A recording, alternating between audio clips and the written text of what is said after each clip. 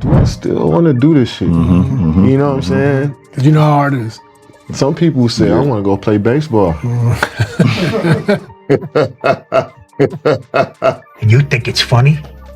Right? Yeah. And then I want to come back. Or some people say, I'm going to go 22 straight. And you know what I'm saying? So it's a contract I feel like you got to have with yourself too, in order for you to be a, you know, great ball player or to have a long career. That's the goal, to be in the league for 20 years. I tell you, that's. It all started as what was meant to be a harmless joke. Kevin Durant burst into laughter over Michael Jordan's decision to step away from basketball and try his hand at baseball, with LeBron James quickly joining in, chuckling along. What seemed light-hearted, however, ignited an unexpected firestorm. NBA legends didn't just shrug it off, they hit back hard. Leading the charge was Charles Barkley, who had clearly reached his breaking point. In a league already thick with shade and slick talk, Barkley didn't hold back. He went straight for the jugular on national TV. Court with the NBA where's Kevin Durant and his legacy? Is he being tarnished? Where are you at with him? You mentioned your top 7 guys.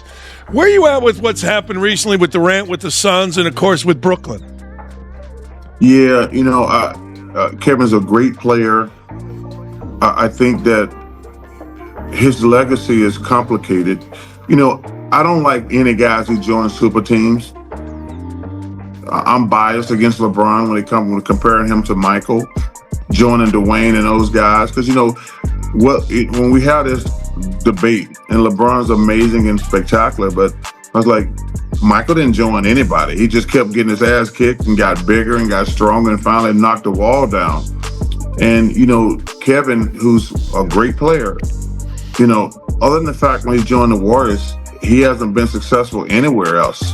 And I don't hold that against him, but he wants to be considered in that list. He's not on that list. He's not on that list. He's a great, great player, but he's not on that list. He wants to be like, wow, he's not in a GOAT conversation, because you're not, plain and simple. Damn.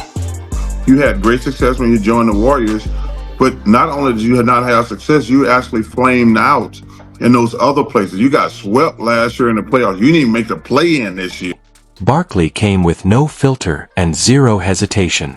For the first time in years, someone finally shoved back against the LeBron KD media juggernaut. His words hit the air and sent shockwaves crashing through the sports world. The wildest part? He wasn't alone.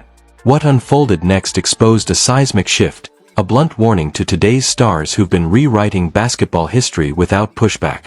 To grasp why this moment exploded, we have to dive beneath the surface, into the simmering tension between LeBron, KD, and the enduring shadow of Jordan's era. Because right now, that era isn't merely being compared.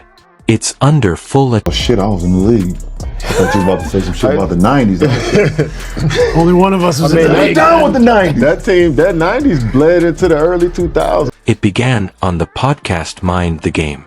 Kevin Durant slipped in a sly jab about players switching to baseball, unmistakably mocking Michael Jordan's decision to leave the NBA after his father's murder.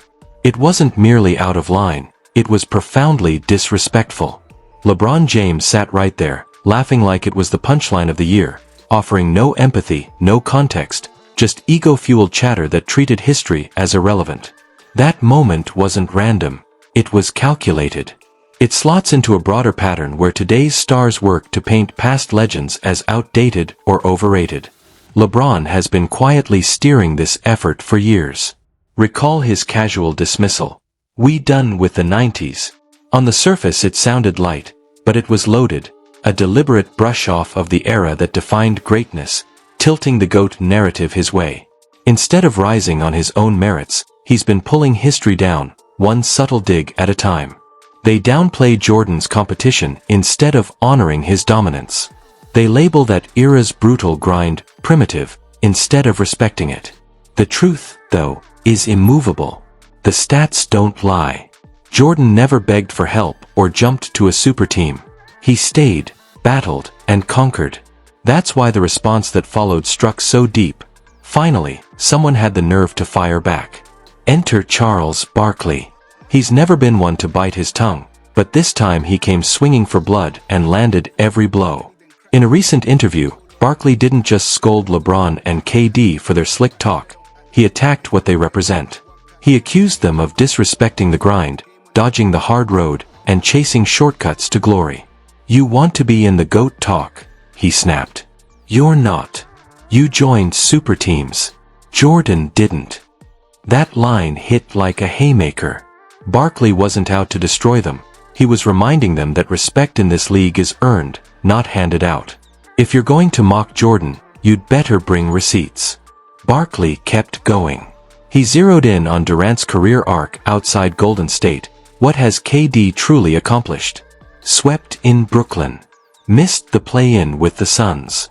Every time he's tried to carry a team as the lone alpha, it's collapsed. He's one of the greatest scorers ever, but leading like Jordan? That's a different beast.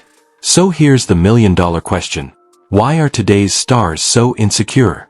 What's really gnawing at them? Why do two of the most decorated players of their generation feel compelled to take shots at Michael Jordan? The answer cuts deep. LeBron has lived under Jordan's shadow since day one. With every passing year, those 6 untouched rings loom larger, the pressure intensifies, the frustration seeps out. Rather than accept it, he channels it into sly jabs at an era he can't top. KD is caught in his own tempest. For all his brilliance, he's never received universal adoration. His biggest triumphs came on a roster he didn't assemble. Deep down, he knows fans and legends don't rank him with Jordan, Kobe, or even Steph. That burns. When you can't reach the pantheon, you try to rewrite its stories. Not everyone is buying the revisionism. Barkley spotted the play and issued a warning. The backlash is coming. The irony is savage. LeBron and KD chip away at the past, yet they're stoking the very cycle that will one day devour them. Soon they'll retire, and the culture of disrespect they helped ignite, the trolls, the new era fans who never saw them play, will brand them overrated. It's the loop they launched, and they won't be able to stop it. That's why Barkley's words resonate so powerfully. He wasn't merely shielding Jordan, he was safeguarding basketball's integrity.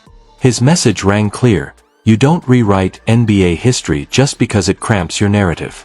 You don't clown the 90s. You owe your careers to that decade. And he's right.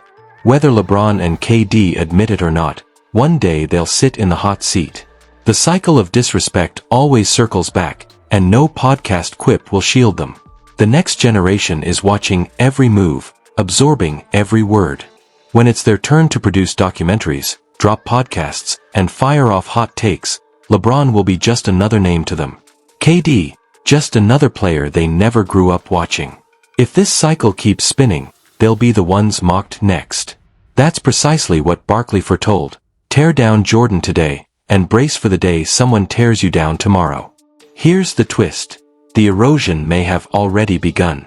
LeBron's recent moves aren't about basketball anymore.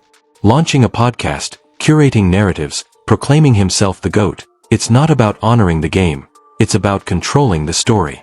He's protecting his image, not his passion for the sport.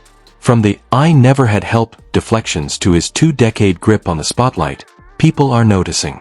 Barkley sees it. Fans see it, especially in moments like this, when LeBron laughs at Jordan's grief like it's a punchline. Those instants erode everything he's built. You can't mock a legend and expect the basketball world to ignore it. LeBron has long mastered media spin, but now the mask is slipping. When truth, emotion, and legacy collide, no PR can salvage the tale. Barkley stands far from alone. He's simply the first brave enough to voice it. In one podcast episode, LeBron and Kevin Durant attempted to rewrite the past, ridiculing the era that built the league. They treated one of basketball's most gut-wrenching moments like a throwaway gag, assuming no one would push back. Barkley did. And now the blowback is real. Disrespect the 90s, and you're not just mocking a decade, you're exposing your own insecurities. The GOAT debate was never solely about stats, trophies, or records. It's about respect.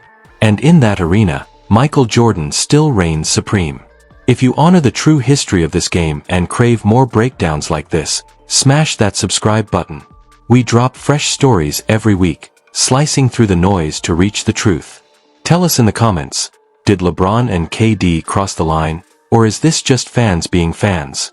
Either way, the debate is only heating up.